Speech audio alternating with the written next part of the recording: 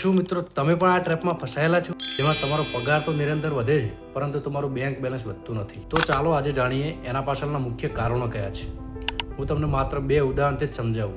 પહેલા લોકો 15,000ના મોબાઈલથી પોતાનું કામ ચલાવી લેતા હતા, પરંતુ હવે ઝંઝેરના દેખાદેખીના જમાનાના લોકો મોઘા આઈફોન લેવા પાછળ પાગલ છે. પહેલા લોકો જે કામ બાઇકથી જ ચલાવી લેતા હતા એ જ લોકો હવે ઈએમઆઈથી મોઘી ગાડીઓ ખરીદી રહ્યા છે. સમસ્યા એ છે કે તમારી ઇન્કમ તો વધી છે પરંતુ સમય સાથે સાથે તમારા ખર્ચ એક્સપેન્સીસ પણ અપગ્રેડ થઈ ગયા છે. સૌથી ડેન્જરસ વાત તો એ છે કે મોટાભાગના લોકોની આદત એવી બની ગઈ છે કે મંથના એન્ડમાં બચત કરે છે. સાચી હકીકત તો એ છે કે મંથના એન્ડ સુધીમાં ખાતામાં કંઈ જ બચતું નથી. તો મિત્રો, મોરલ ઓફ ધ સ્ટોરી એ છે કે પગાર વધવાથી કોઈ રીચ બનતું નથી. જે લોકો મની મેનેજ કરે છે એ જ લોકો લાંબા સમયે રીચ બને છે. અને હા મિત્રો, જો તમારે મની મેનેજની ડિટેલમાં માહિતી જોઈતી હોય તો આ રીલના કોમેન્ટમાં લખો મની મેનેજ. હું તમને પર્સનલમાં ડિટેલ તમને મોકલી દઈશ.